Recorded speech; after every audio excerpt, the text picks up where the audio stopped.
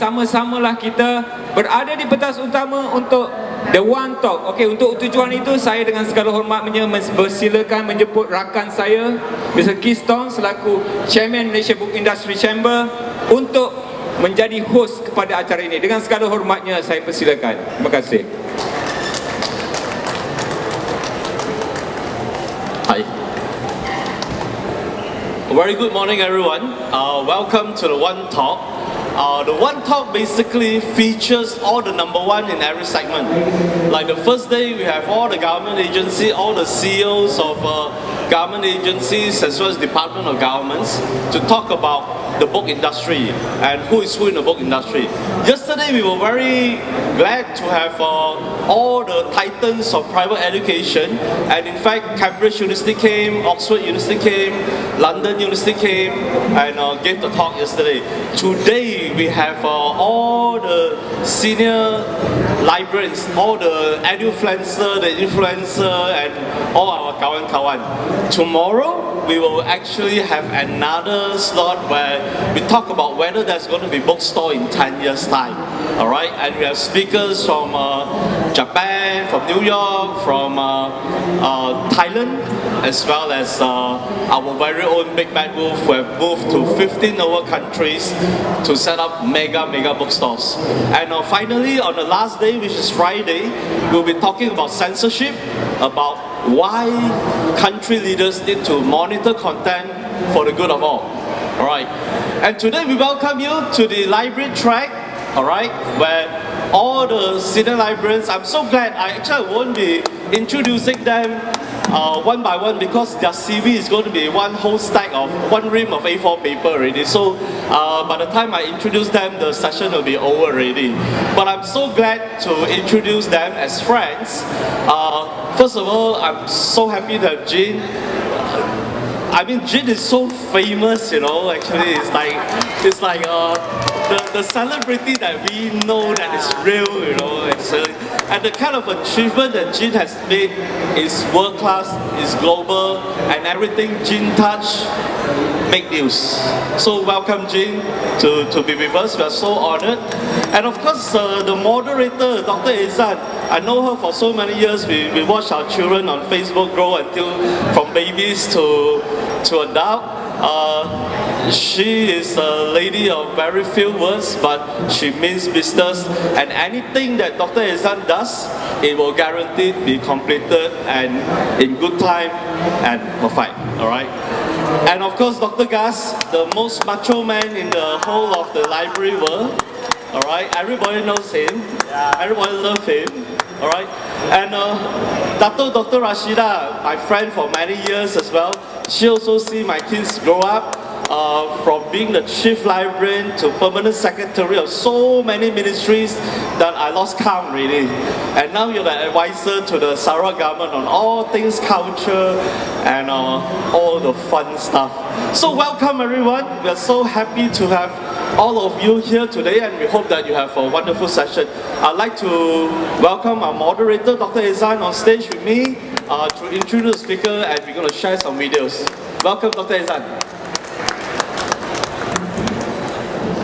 Thank you, Keith. Assalamualaikum, selamat pagi, and good morning, everyone. Thank you, Keith, for the introduction, and thank you, the organizers, for having us librarians on stage. This is the second time around. Last year we had a different batch of librarians to come up, and thank you fellow librarians from Kelantan, from Selangor, and from everywhere. Thank you for your presence here. So we are supposed to have 4 speakers with us on stage, but Ibu Nelwati Sikumbang from Indonesia is unable to be with us today. She sends her warmest regards, and she has sent us a video recording of introducing her library and what her library is doing. So we can have that for a start. Library transformation based on social inclusion is the program of National Library of Indonesia to transform public library as a center of knowledge and provide new experiences for the community. This project is adopted from is started by introducing the tagline of Indonesian National Library, namely, library services transformation based on social inclusion, a smart solution for people's economic recovery after the COVID-19 pandemic.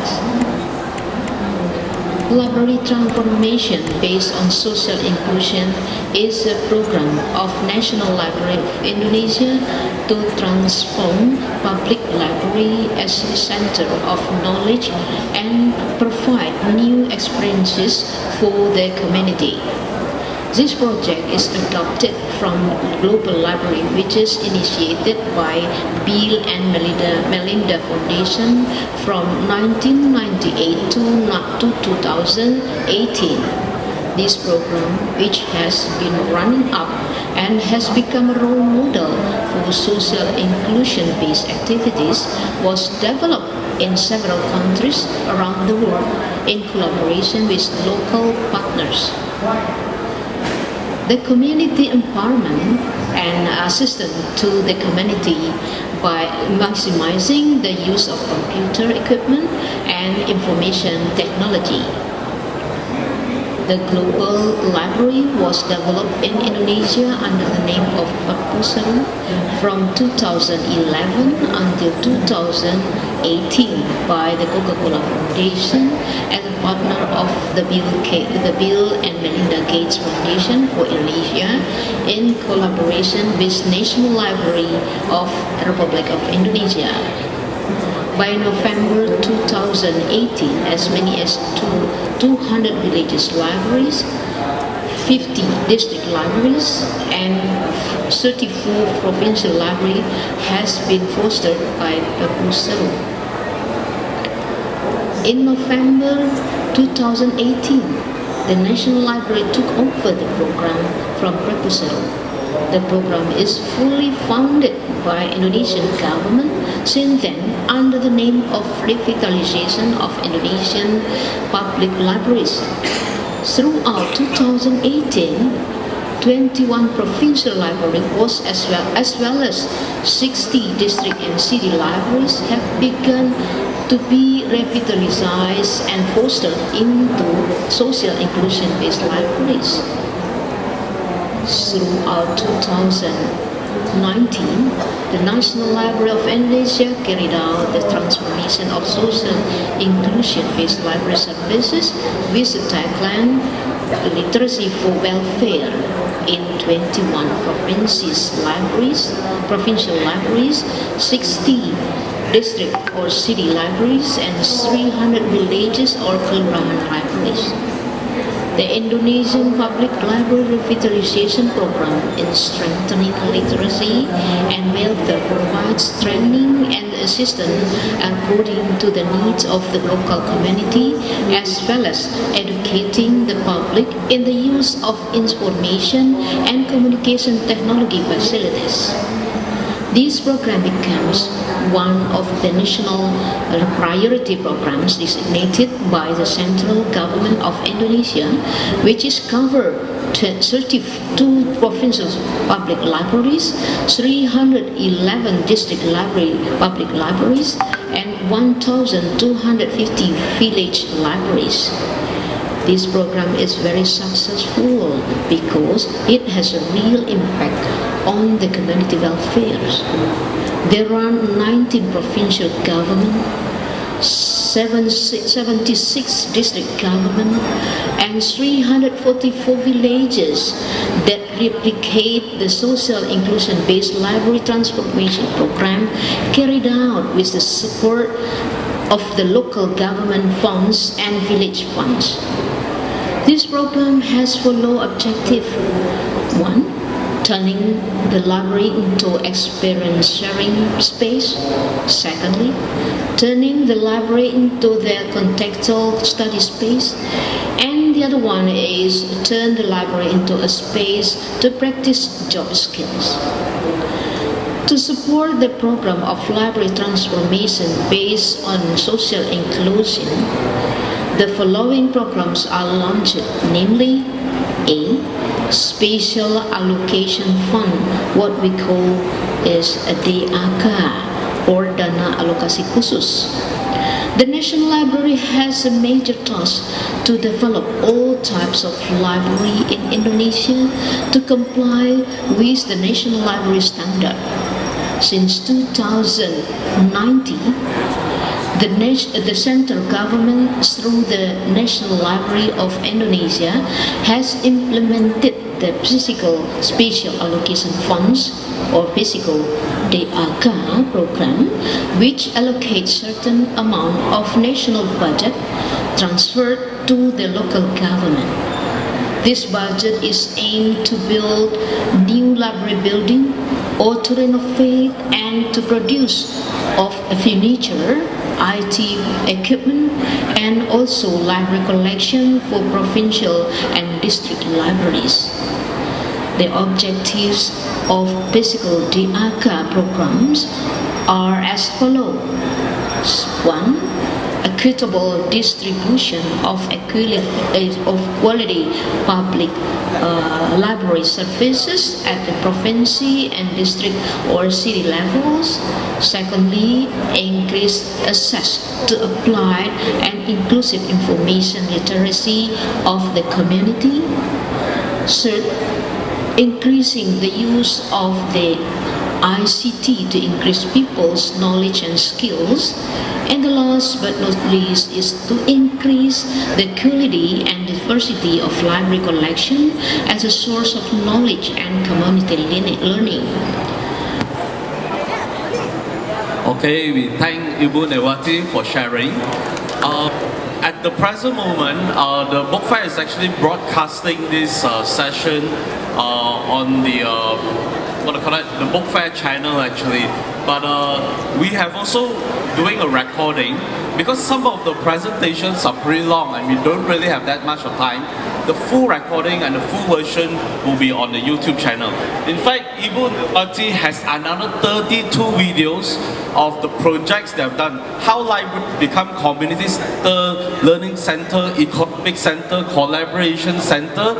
Can go to our YouTube channel, youtube.com/UBS Education. You look at Perpustakaan Indonesia, all the 32 videos and all the community project that they've done post-COVID is all there. Alright, and later on, this whole session will be recorded and will be put on the YouTube channel as well.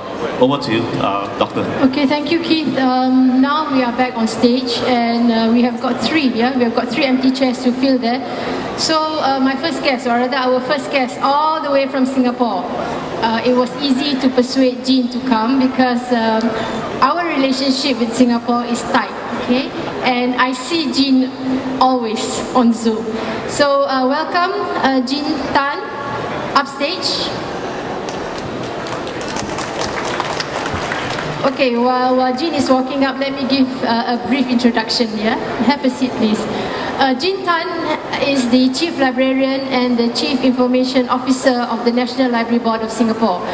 Congratulations on your appointment. I think it's quite a recent appointment. No surprise to us in Malaysia. Best choice that Singapore has made.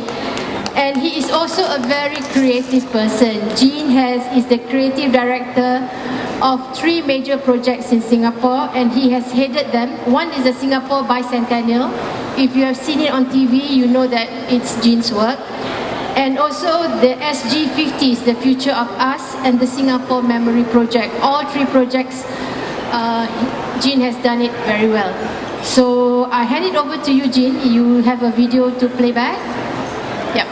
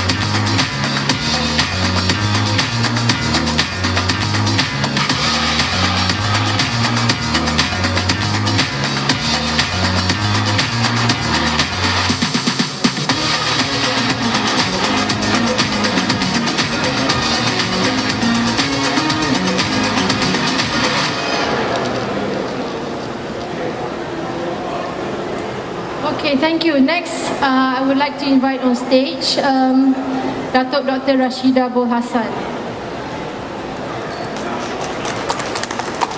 She has been very busy from day one, and she showed me a photo of her with the Prime Minister, and I'm so jealous. Okay, Dr. Rashida is no stranger to us. I call her Dr. Shida. She is a special officer to Sarawak's Ministry of Tourism, Creative Industry and Performing Arts, and she was the CEO of Pustaka Negeri Sarawak and is currently the deputy chair of the board. So that's why you see her very busy here, because Sarawak has a pavilion, and please do visit the pavilion. Her photos have been everywhere on Facebook, and like I said, I'm totally jealous. Okay, so before you show your video, I will also like to invite Dr. Gas. Okay, Dr. Gas, I call him Dr. Gas. He is Dr. Ghazali Muhammad Fadil. No stranger to us within the library profession, because Dr. Gas is the current president of Persatuan Pustakawan Malaysia, the professional body for librarians in Malaysia, and he was the deputy director at Bank Negara Malaysia, a very important person, and he set up the knowledge management center there. So without further ado, I think we'll play back. Dr. Shida has got a video to play, so we do that for you.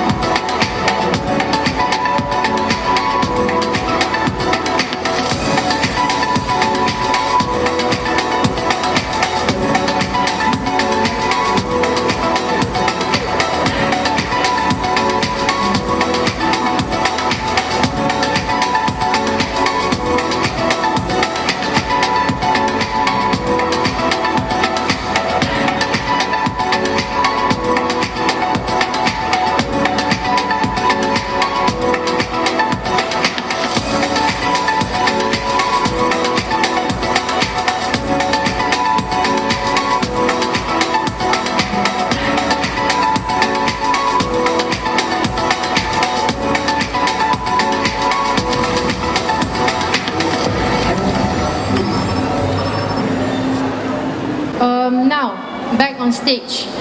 Since we brought Jean all the way from Singapore, let's start with Jean. Can you tell us what's happening at the National Library of Singapore right now, and what have you got in store? So we have not been there for quite a while. We have not crossed our borders for quite a while. So please tell us what is happening at the National Library right now. Please come, Dr. Azan. Inshallah. Tuan. Always wanted to say that. Selamat pagi. Yeah, this is my first time speaking in Malaysia. Can you believe it? I've been to Malaysia many times. This is the first time I'm actually speaking in public. Yeah, I think the last time I came officially was when I was president of the Library Association of Singapore, and we had a joint session with the PPM. Yeah, that was very nice. So in Singapore right now, we have a project that's called Lab 25, which you saw in the video. It's Libraries and Archives Blueprint 2025. And the reason we call it Lab is that we wanted to do something that is what a lot of tech companies do. So a lot of startups that you guys know, like Uber, Google, all that. Okay, Google is not a startup anymore. They do something that is called rapid prototyping. So they don't come out with very big projects. They come out with a lot of small experiments, they test it, and then if it works, then they scale it up. So we're doing that right now. So the video you just saw hasn't happened yet. Singapore not that advanced yet, not that advanced yet. But it is a dream that we have, and right now we have done a prototype called the Learning Superstore. So what we do is that this actually takes from Netflix. You guys, do you all watch Netflix here? Yeah? Okay. So it's a little bit like Netflix for libraries. Yeah, so all the content that we have, the books, magazines, videos for learning, courses, programs like this, they are all put into an interface as like Netflix. And then powered by artificial intelligence is able to predict what the user would like to see, so that the user will be able to get more and more content and they will be able to learn more and more. Yeah, I can say a bit more about that later, but maybe I pause for now, Dr. Exan. Thank you. So we are looking forward to that as well. Now, so my question to you is, currently who are our competitors and what can libraries and librarians learn from them?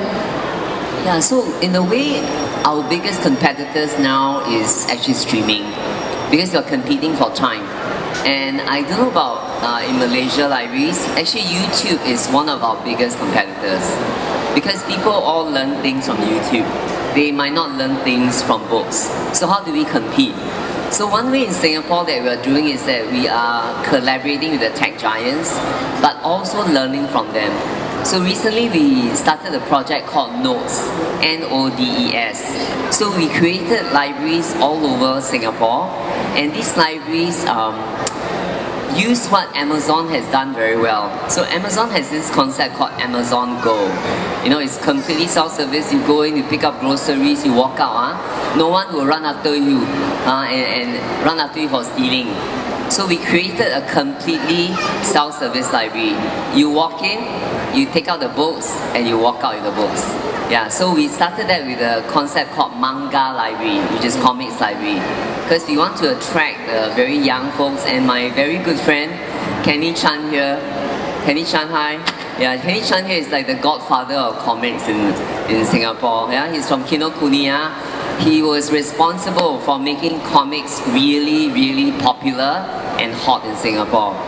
So learning from Kenny, we said for libraries, right, people think, wow, very serious, come to the library very serious, read, then study, right? So what if libraries are also fun? So we took the manga concept, we created a manga library, we got it free of charge in one of the shopping malls, and then it actually was so popular that we faced a problem that we don't have in libraries. We ran out of books, because all the manga just fly off the shelf. So we didn't have enough manga for folks, so it's that popular. So taking something like Amazon, creating something as Outpost in our all over Singapore, I think we created a new business line for libraries in Singapore. Thanks, Ezan. Okay, Ezan, can I just say that I came because of you?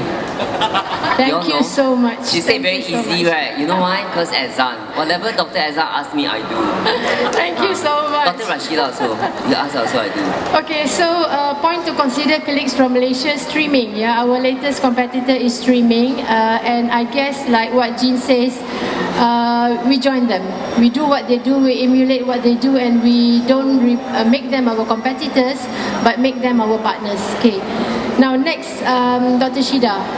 This lady has got so much on her plate right now.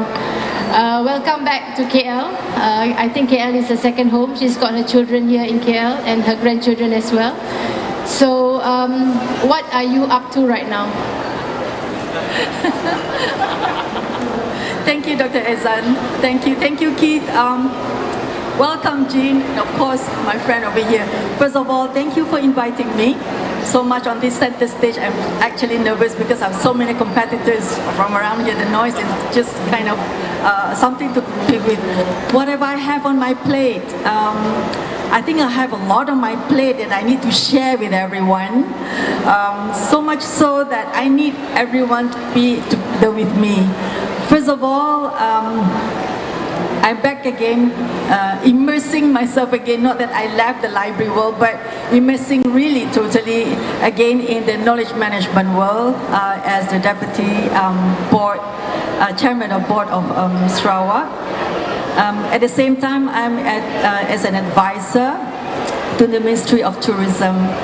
Why I'm saying this is to motivate all the librarians over there. You can be anywhere you want if you put your foot into it and really put yourself and kind of impress upon people that librarians have a voice. The other thing that I'm really into is the intellectual property part of it. I've been campaigning with the state government to protect the intellectual property of the state government in a lot of ways, because we have a lot of innovations and new ideas, and rightly so in the library world as well. We are really the publishing house for the state, and we are really immersing ourselves. And the other thing is, we are also digital content providers personally. The content that you put on the Facebook, your social media, who owns the rights? Have you questioned that? Your digital right management on your own self. Then you go into organizations, to schools, to the indigenous people down on the road who have indigenous wisdom, who has that another plate. The other thing is, I really like the talk by Ibu Melati just now. She was talking about social inclusion through welfare. Based on my experience as a permanent secretary to the Ministry of Women, the well-being of people is very, very important. And it all starts with the ability to read. And that's the other patient that I am very much into, getting parents to start reading at a very, very early age to their children. So there's a whole spectrum of things that I put myself into. Okay, thank you, Dr. Shida. Actually, I must call her Dato', but I'm going to drop that. Okay, my question to you is, you have held several key positions within the state of Sarawak, okay? Does your experience and knowledge in the field of library and information science make the job any easier? How do you apply your library and information science skills to the different positions that you have held? You were the permanent secretary, you are now an advisor, and you are now the deputy chair of the library board. So how does that play, how does your experience being a librarian help you manage to go through these different positions that you have? Thank you, Dr. Ezad. Indeed, when I was in library school, the subject that I took, I want to specialize in, was in legal librarianship. And when our cataloging lecturer asked me which subject area do you want to do and specialize, and I put out my hands and I said, I'll take law. And that was, my friend were looking at me, do you want to kill yourself? Do you know what you're into? But that, looking into the lexicons of legal librarianship and the subject headings really gave me a foundation of, if I want to find something, go back to reference skills. The task which was given to me by the state was not that small. A lot of them, sometimes I put my mouth into it. When they don't know anything, I say, you should do this, and say, okay, you do it. And I was like, what do I do now? It's not about not getting it, but it's when you get it, what you do about it. When you do referencing, looking for information, learning, and the most important thing, I have networks here and there. When I don't know, these are the people that I go to. My friends in the university libraries are the ones that I go to. And those who have supported me all these years, I always have this, at least I open my mouth and ask for help. That's always my mantra. The worst I can get is, I don't know, I cannot help you. But more often than not, it opened a lot of doors. So, orang selalu katakan librarian ni kat belakang je, tak boleh nak bertanya. But in actual fact, librarians have the skill to ask and to find.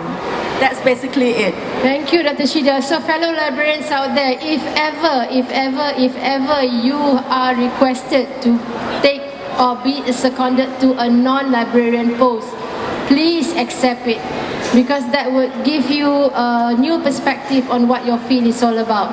Now, next question, or rather the next person sitting quietly over that corner there, my partner in crime. We do a lot of things together with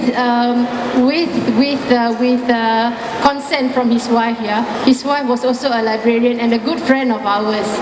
So, Dr. Gus, he has just recently chaired the AGM for Persatuan Pustakawan Malaysia at UM Library, I think last Tuesday. So can you tell us about what PPM is all about and what is PPM doing right now? Thank you, Dr. Izan. Jean, Shida and Keith, I'm glad to be here. Thank you to be very thankful to be invited here. What is PPM? To those librarians in Malaysia today, remember this date, 6th June 1955. Yeah? That's when the PPN was born. But we were born as Ryan Library Group. Okay? That is why next week we are celebrating Hari Pustakawan. So that's the date, 6 June. Okay, when MLG was registered as Persatuan, that's the start of the journey of librarianship in Malaysia, both in Malaysia, I would say in Singapore as well. Okay, that's how important it is, the Persatuan. And when I go around and when I meet members, especially non-members, the normal question that we have is actually, why should we be members? My first answer is that actually, without MLG, without PPM, there's no librarianship in Malaysia. And I would say Singapore as well. That's how important the Persatuan is. And then my second answer would be, say, okay, if you just leave it to PPM, yes, we can do a lot, but if we work together, now we can do a bigger thing. A bigger thing, that's what our PM says during his speech last Saturday. We're gonna talk about it later. But the most important thing is for us to work together. It's not about asking whether or not what PPM can do for me, for you, whatever. It's about working together. We need each other. We need the number, we need the force actually behind it. So basically, that's what PPM. So moving forward, it has to be working together with the members and more effort, more involvement from all the members, librarian in Malaysia specifically.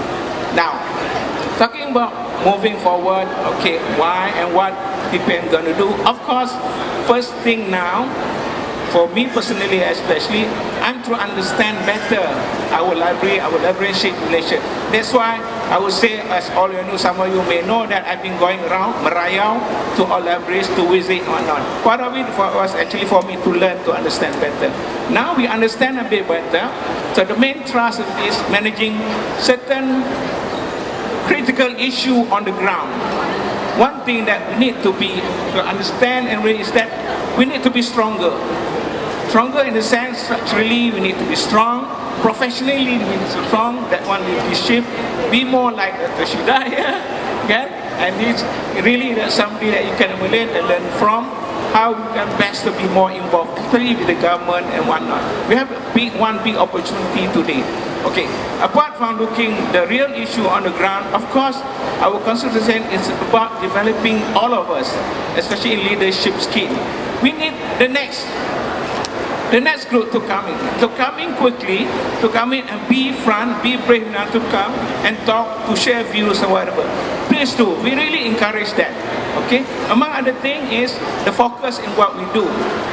I just want to pick one. In whatever we do now, we have to look at us differently. Meaning to say, we have to put one different measurement upon what we do. When I went around and going to continue to visit libraries, what I've seen is that greater impact, social economic impact that's been hidden, it's not being highlighted, it's shared. This is something that we must do differently. Apart from working together, we need to be more outcome-based. Okay? I think I stopped there, Natizan. Okay, so please take note of what Dr. Gus said. To be strong as a body, as a professional body, we have to be very united in what we want to do. So how do we get united is by becoming members of the Library Association, and our Library Association is known as Persatuan Pustakawan Malaysia, and the president is Dr. Gus right now. Okay, going back to on a more bigger issue. Globally, all of us have been through COVID-19. Okay, we have come out of it. Malaysia went into it in March 2020, and we came out sometime in December 2021. And Ibu Nelwati did say that she has more than 30 initiatives post-COVID-19. Now, this is a question that I will pose to all three of them, so feel free to jump in and out as you debate on this issue. How are you guys, or how are your libraries responding to the post-COVID users? I know there are some users, even in Malaysia, that they're not venture out of their house because they feel that COVID is still around. Some are brave enough to just get rid of the mask and go wherever they like. So now the question again, how are you all responding to the post-COVID users? Maybe we can start with Jean again.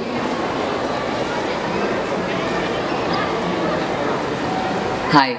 I was just wondering, in libraries, I can see a lot of librarians here. Just a quick show of hands. Have the libraries actually gone visitorship after COVID? Has it bounced back to pre-COVID levels? So if it has, can I see a show of hands? If it hasn't, keep your hands down.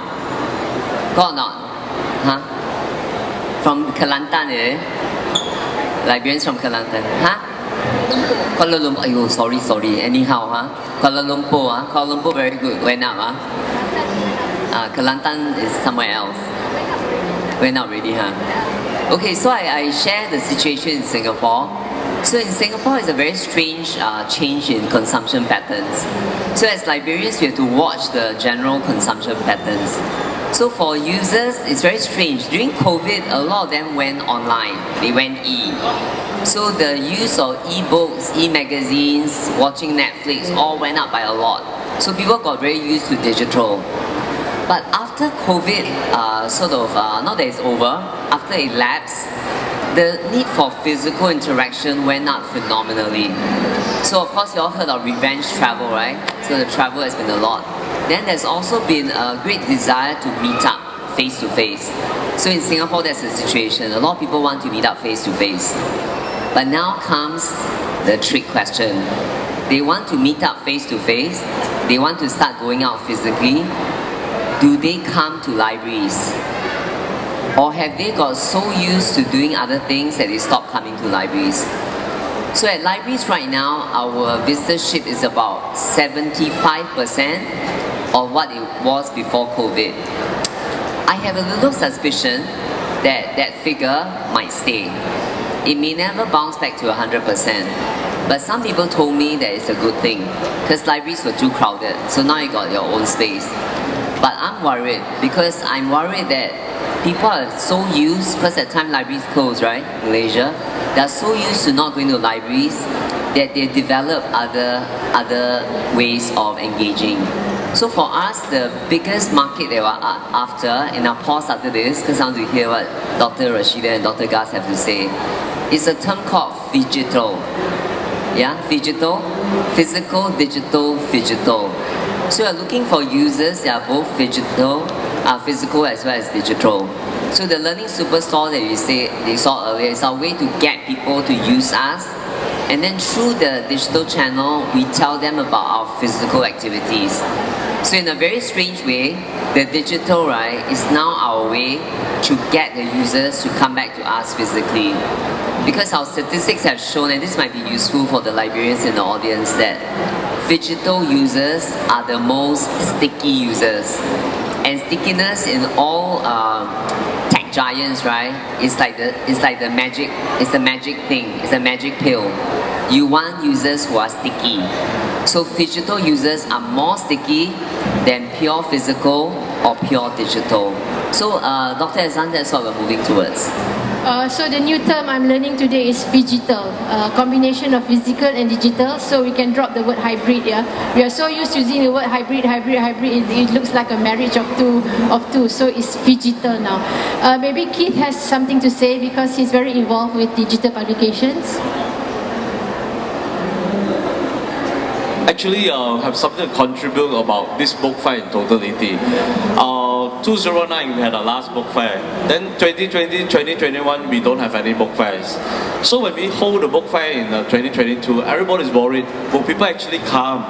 Will there be people buying books and stuff like that? But lo and behold, when 2020 come, everybody's sales hit the roof.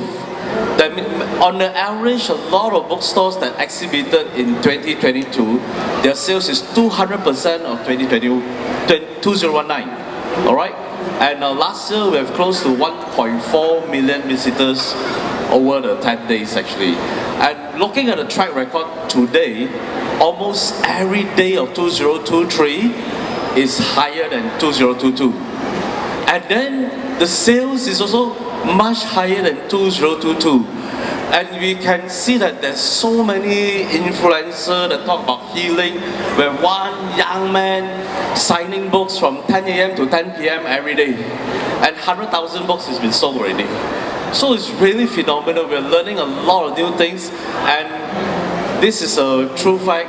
Print will never die. Print will live forever. So we have a lot of data floating out there about sales of books, digital versus print. So any writers, any contenders, yeah, get to Keith. You can get the data from him and do a write-up for the papers, also an analysis. Now back to Shida or Dr. Gus, and either one of you. How do you respond to that? Are users back at the library in full force? Dr. Gus, because you have been traveling a lot. Yeah, I've been traveling before COVID, while COVID, where you're allowed to travel a certain state, and after COVID. Yes, the numbers primarily go down in terms of physical visiting libraries, but now the numbers actually picking up. But what I shared with all the librarians, say, don't ever forget about your virtual users. They're very valid, that we need to capture them and take them along with a virtual journey, as well as trying to bring them back as a physical user. Yes, the number now started to grow physically, that people come to visit. That's where our role. Because I do agree 100% with kids and with others. Print will exist through my engagement, through my own experience. Yes, we do value, we do not discount social media, whatnot, is still valid, but the physical side of library is still very important and required. That's why we still need face-to-face physical. And as Keith pointed out, physical still exists. This is the proof of that. Okay, that's why we need to push both worlds. Okay, and along those lines, actually library need to think differently now. That's why I said we need to differently. Differently means maybe we have certain structure that's, well, maybe you cannot do much with structure because of rule, regulation, whatever. But certainly you can change the way how you do things in library. For instance, that's what we're trying to do with PPM as well. We have to change certain thing angle to cover all this new thing coming out. Okay? Thank you. Dr. Shida, anything to add on? Well, I'm talking about Sarawak. I can't talk about the whole of Malaysia, but Sarawak prepared itself for this sort of, I call it a catastrophe. When we started, it was day one, the mandate was it has got to be digital. For very, very obvious reason, Sarawak is just so big, so vast, that even you do the roads from Lundu to Lawas, it takes more than 20 years. As you can say now, Pen Borneo is not ready. We are so far behind from physical infrastructure. But we want to touch our people through the information superhighway. Those are the words when I was still in library school. Information superhighway. So we geared for that. We wired the library through MCMC's work, the National Library and all that. We have digital libraries or small percent desa with internet connection. Lo and behold, when we had the pandemic, that was our tool to get in touch with our people. Because kan you tak boleh keluar daripada kawasan you, mana nak beli barang, mana nak dapat buku, mana nak tahu apakah the welfare things which are going on. So when I was at the Ministry of Women, to reach out to the people at the kampung, we used the digital community centers. We were prepared for that. The first week of pandemic, when we were not supposed to meet, we had our meeting with ourselves from wherever we were at that point of time. So we be prepared. But of course, post-COVID, we have our government's what we call the post-COVID PCD, post-COVID development plan. Social inclusion, environmental awareness, and most of all, the social part of getting our people to use new digital technology as the way forward. And Pustaka, if I may say on behalf of Pustaka, they are the main mover for the digital economy for the people, teaching the people how to be digitally literate. When pandemic came, the people were ready, ordering things online, doing Bazaar Ramadan, semua online. We prepared our people to that extent. So post-pandemic, we have the phygital. We have both. But still, we are building more libraries, and I think that is a global trend. More libraries are being developed, and also for Sarawak, we are doing more physical libraries to support the digital services that we have. We still did the face-to-face kind of, yeah? Okay, so that's the situation in Singapore and also in Sarawak and overall in Malaysia. So the key word that we bring home today is phygital, okay? Love your digital, keep your physical people close to you. Now, my name is Melvin, the Secretary General of the Singapore Book Publishers Association. My question is regarding piracy actually. The book trade sales have been going up, you can see around here, but the pirated books are also going up. So a question being posed by publishers to me was, why are people still buying pirated books when they can get it for free from the library? Okay, very good question. Yeah. okay, librarian, thanks Jean. Sorry, I'm trying not to trip. Okay, why are people still buying pirated books when you have books, you can get books for free from the library on loan? Anyone? Any takers Yeah, from so you we guys? recently did, we've done extensive surveys, yeah. Hello Singaporean. We've done extensive surveys, and this is what we found out. The book reading in Singapore has actually gone up. The book reading of libraries has stayed constant, and the reason we ask people why, we ask them all their sources, is you hit the nail on the head. They have found other ways to get the books. There are two reasons as they say why. The first reason they say is that, very sad, they didn't know that the libraries had those books. I know it's very shocking to all of us because we're all in the libraries, right? So we think that the world will know about all of the things that we have. So two things. Now the first is they think the libraries don't have those things, that the libraries are still physical, and that we only lend out books that are physical. So a lot of the youngsters said they've never seen the library on Instagram or TikTok, even though we try our best. So they don't know about it. Now the second one is that they can't get the books that they want right now. This is a supply issue. So the most popular books that appear every week or whatever, you can get it pirated version very quickly, but you can't get the one in the library without joining a queue, or sometimes about 100 or so. So these are the two main reasons that people who read books, in Singapore anyway, people who read books and do not come to the library say to us. So I hope that sheds some light. This is from statistics, not I invent one.